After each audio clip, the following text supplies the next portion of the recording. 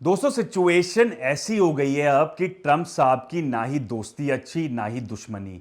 क्योंकि ट्रंप साहब जितना जल्दी पलट जाते हैं उतना लंदन का मौसम नहीं पलटता। इलॉन मस्क के साथ इतनी गहरी दोस्ती कर ली कि उन्हें डॉजी का हेड बना दिया, फिर ट्वीट करते हैं कि Elon is not my friend. एक ही इंसान को स्मार्ट और इडियट एक साथ बोलने में ज्यादा टाइम नहीं लगाते। हाल ही में हमने देखा कि ट्रंप ने एक अनाउंसमेंट करी जिससे प्रेशियस मेटल्स में करेक्शन आई। गोल्ड 9% से गिरा अनाउंसमेंट वाले दिन। अनाउंसमेंट क्या थी? उन्होंने बोला कि फेड का नया चेयरमैन हमने नॉमिनेट कर लिया है जो जेरोम पॉवेल को रिप्लेस करेगा, जिसका नाम है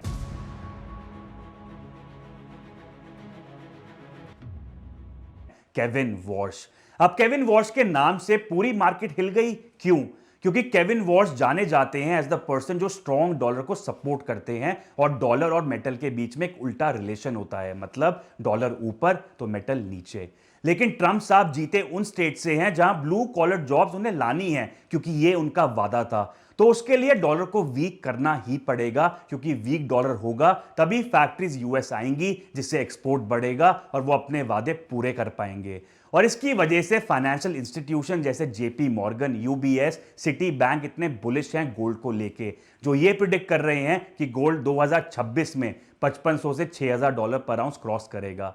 तो एक साइड अब है केविन वॉश जो माने जाते हैं as a person who support strong dollar, और एक साइड है ट्रंप और उनकी टीम जैसे पीटर नवारो, विल्बर रॉस और स्टीफन मोर, जो वीक डॉलर के स्ट्रॉन्ग एडवोकेट्स हैं। तो अब कहानी बहुत ही ज्यादा इंटरेस्टिंग हो रही है। तो चलो आज गहराई से इसको समझते हैं और ये देखते हैं कि ये रहस्यमय इंसान केविन वॉश, जिसके नाम पे ही मेटल्स की मार्केट हिल गई, वो कौन है, इनकी हिस्ट्री क्या है और इनकी अपॉइंटमेंट का असर इकोनॉमी पे और आपके पोर्टफोलियो पे क्या पड़ेगा। तो पहले ये समझते हैं कि केविन वॉश है कौन। ये बंदा कोई नया नहीं है फेडरल रिजर्व में। इन्होंने 2006 में फेडरल रिजर्व ज्वाइन किया था और 2011 तक काम किया। याद है आपको वो टाइम जब 2008 से 9 में ग्रेट फाइनेंशियल क्राइसिस आया था, हाउसिंग मार्केट क्रैश हो गई थी और बैंक्स फेल हो रहे थे। तो उस टाइम वॉश ने बहुत बड़ा रोल प्ले किया था बेल आउट्स बनाने में और टार्प प्रोग्राम में, यानी ट्रबल्ड एसेट रिलीफ प्रोग्राम में। ये वो टाइम था जब फेडरल रिजर्व ने पहली बार डायरेक्टली मार्केट में इंटरवीन किया था। उन्होंने ट्रेजरीज और मॉर्गेज बैक्ड सिक्योरिटीज खरीदना शुरू किया था अपने बैलेंस शीट पर। रिजल्ट क्या हुआ? फेड की बैलेंस शीट जुलाई 2008 में $1 ट्रिलियन से कम पर थी और दिसंबर 2008 तक सीधा $2 ट्रिलियन क्रॉस कर गई थी। अब इंटरेस्टिंग बात इसमें यह है कि जब वॉश ने 2011 में फेड छोड़ा, उसके बाद उन्होंने फेड की पॉलिसीज को बहुत ज्यादा क्रिटिसाइज करना शुरू करा। उनका यह कहना था कि इमरजेंसी तो देखो अब खत्म हो गई, लेकिन फेड ने मनी प्रिंटिंग पर रोक नहीं लगाया। देखो, 2011 के बाद फेड ने दोबारा क्वांटिटेटिव ईजिंग शुरू करा, यानी पैसा इकोनॉमी में बढ़ा दिया और अपनी बैलेंस शीट $3 ट्रिलियन तक ले गए। फिर 2013 में और प्रिंटिंग करी, बैलेंस शीट $4.5 ट्रिलियन तक पहुंची। 2018 में ट्राई करा इसको रिड्यूस करना, पर फेल हो गए। 2019 में फिर से नॉट क्वांटिटेटिव ईजिंग के नाम पे प्रिंटिंग शुरू करी और फिर 2020-21 में कोविड के टाइम पे तो पागलपंती कर दी। वॉश ने इन सब को देखा और बोला ये सब बहुत गलत है। वॉश की सबसे बड़ी क्रिटिसिज्म यह है कि फेड की इन पॉलिसीज ने डायरेक्टली वेल्थ गैप को बढ़ा दिया है, मतलब अमीर और अमीर हो गए और गरीब और ज्यादा पीछे रह गए। उनका कहना है कि क्वांटिटेटिव ईजिंग और लो इंटरेस्ट रेट की वजह से एसेट प्राइसेस, मतलब स्टॉक, रियल एस्टेट और जैसे गोल्ड है, इन सब के प्राइसेस बहुत ज्यादा बढ़ गए हैं। फेड को पता था कि एसेट प्राइसेस बढ़ेंगे, लेकिन एक्चुअल में जो बढ़ा वो फेड की एक्सपेक्टेशन से भी कई ज्यादा था। और ऑपोजिट साइड क्या हुआ? एवरेज वर्कर की वेजेस, जॉब्स, परचेजिंग पावर, ये सब फेड की एक्सपेक्टेशन से बहुत कम रहे। मतलब रिच लोग तो एसेट के थ्रू और अमीर हो गए, लेकिन कॉमन मैन की सैलरी उतनी नहीं बढ़ी कि वो इन एक्सपेंसिव एसेट्स को अफोर्ड कर सके। इसको वॉर्स ने कहा a wealth ladder getting taller and harder to climb. पहले भी गैप था, अब गैप और भी ज्यादा बढ़ गया है, और वॉर्स ने क्लियरली कहा है कि इसके लिए फेडरल रिजर्व है जो रिस्पॉन्सिबल है।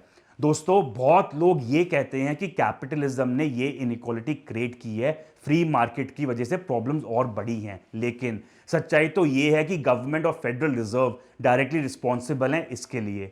लोग ये देखते हैं कि कॉर्पोरेट्स और ज्यादा अमीर होते जा रहे हैं, लोग और अमीर होते जा रहे हैं, पर वो खुद गरीब हो रहे हैं, तो वो सोचते हैं कि ये कैपिटलिज्म की गलती है या फिर ये उनकी गलती है थोड़े हद तक। लेकिन रियलिटी में फेडरल रिजर्व ने मनी प्रिंट करके ये सब इनेबल किया है और वॉर्स ये सब समझते हैं, इसीलिए उन्होंने फेड की पॉलिसीज को इतना क्रिटिसाइज किया। सिर्फ क्वांटिटेटिव ईजिंग ही नहीं, वॉर्स लो इंटरेस्ट रेट को भी ब्लेम करते हैं। लास्ट 40 सालों में इंटरेस्ट रेट कॉन्टिन्यूसली नीचे जा रहे हैं। 2009 के बाद तो ऑलमोस्ट जीरो पर थे। इन्फ्लेशन की वजह से फेड ने रेट्स बढ़ाए 2022-23 में, लेकिन अभी फिर से एक साल में रेट्स कम कर रहे हैं। लेकिन ट्रंप चाहते हैं कि रेट्स और भी ज्यादा नीचे जाएं। उन्होंने तो जेरोम पॉवेल पर इतना प्रेशर डालने की कोशिश की कि उनके अगेंस्ट एक फ्रॉड चार्जेस तक फाइल करे गए। अब इंटरेस्टिंग बात तो यह है कि शॉर्ट टर्म इंटरेस्ट रेट्स तो कम हो रहे हैं, लेकिन लॉन्ग टर्म इंटरेस्ट रेट्स जैसे 20 ईयर्स और 30 ईयर्स के ट्रेजरी यील्ड्स वो एक्चुअली और ज्यादा बढ़ रहे हैं। तो इसका मतलब क्या है?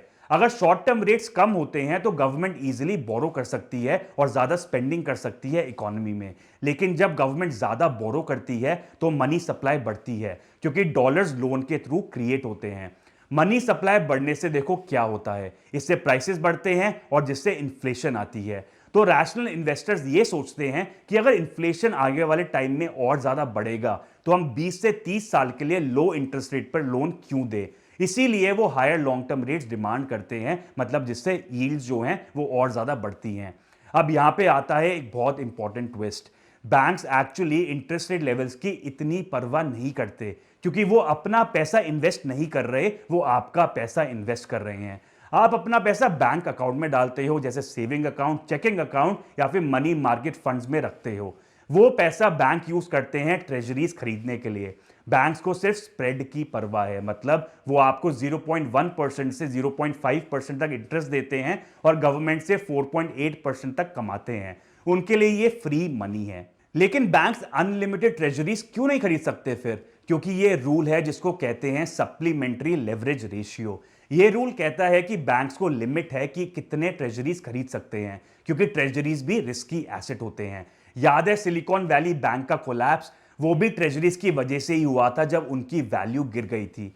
लेकिन अब फेडरल रिजर्व में पुश हो रहा है कि इस रूल को परमानेंटली हटा दिया जाए। 2020-21 में तो टेम्परेरीली इसको हटा दिया था, अब परमानेंटली हटाने की बात हो रही है। दोस्तों, अगर ट्रेजरीज की वैल्यू गिर जाए तो बैंक्स का क्या होगा? इसके लिए फेड के पास एक टूल है जिसको कहते हैं बैंक टर्म फंडिंग प्रोग्राम। अगर ट्रेजरी वैल्यूज गिरती हैं तो बैंक्स उन ट्रेजरीज को टेम्परेरीली फेड को फुल प्राइस पर बेच सकते हैं और एक साल के अंदर वापस से खरीद सकते हैं। मतलब ट्रेजरीज अब बैंक्स के लिए ऑलमोस्ट रिस्क फ्री बन गए हैं, क्योंकि फेड बेल आउट करने के लिए रेडी है। तो दोस्तों, अब सब कुछ फिट होता है अच्छे से।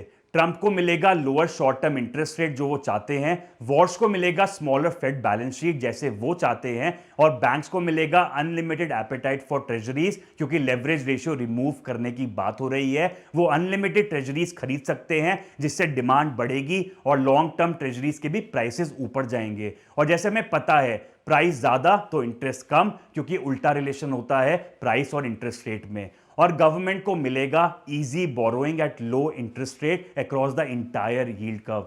बैंक खुश हैं क्योंकि उन्हें सिर्फ स्प्रेड की परवाह है। वो आपको कम देते हैं और गवर्नमेंट से ज्यादा लेते हैं और बीच का पैसा खुद कमा लेते हैं। सब जीत गए, सिर्फ आम आदमी हार गया फिर से। और अगर आप सोचते हो कि वॉर्स जैसे क्रिटिकल पर्सन ये सब नहीं होने देंगे, तो आप गलत हो। हिस्ट्री देखो, एलन ग्रीनस्पैन तो गोल्ड के सपोर्टर थे, मॉनेटरी ईजिंग के अगेंस्ट थे, यानी अननेसेसरी पैसा बाजार में नहीं होना चाहिए। लेकिन जब वो फेड के चेयरमैन बने तो क्या हुआ? उन्होंने .com बबल के बाद इंटरेस्ट रेट कम कर दिए, पैसा बाजार में आया और इससे ग्रेट फाइनेंशियल क्राइसिस ऑफ 2008 के सीड्स प्लांट हुए। पावर करप्ट करता है दोस्तों, और फेडरल रिजर्व की पावर बहुत ज्यादा है। सच्चाई तो यह है कि मनी सप्लाई बढ़ाना पड़ेगा ही, वरना इकोनॉमी डिफ्लेशनरी डेथ स्पाइरल में चली जाएगी। गवर्नमेंट ने इकोनॉमी से सारा पैसा बोरो कर लिया है। अगर फेड पैसा प्रिंट नहीं करेगा तो सिस्टम कोलैप्स हो जाएगा, और अगर ज्यादा पैसा होगा मतलब डॉलर और वीक होगा, तो यह प्रेशियस मेटल्स के लिए काफी अच्छी खबर है। तो चाहे कोई भी हो, पॉवेल हो, वॉर्स हो, कोई भी, फेडरल रिजर्व को गवर्नमेंट की अनलिमिटेड बोरोइंग एपेटाइट को फीड करना ही पड़ेगा। ये गेम का रूल है। तो दोस्तों, ये थी केविन वॉर्स की स्टोरी और इसका इकोनॉमी पर क्या इंपैक्ट होगा। मार्केट ने रिएक्ट किया है और गोल्ड गिरा है। लेकिन देखना यह होगा कि केविन वॉश जिस चीज के लिए जाने जाते हैं वो फॉलो करेंगे या फिर ट्रंप के गेम में उनका साथ देंगे और डॉलर को कमजोर करने के लिए इंटरेस्ट रेट कट करते जाएंगे। अगर आपको ये वीडियो पसंद आई हो तो लाइक करो, शेयर करो और चैनल को सब्सक्राइब जरूर करना और कमेंट्स में बताओ कि आप क्या सोचते हो, क्या वॉश सच में फेड की पॉलिसीज चेंज कर पाएंगे या फिर हिस्ट्री वापस से रिपीट होगी। मिलते हैं नेक्स्ट वीडियो में, तब तक के लिए टेक केयर, स्टे इन्फॉर्म्ड, जय हिंद।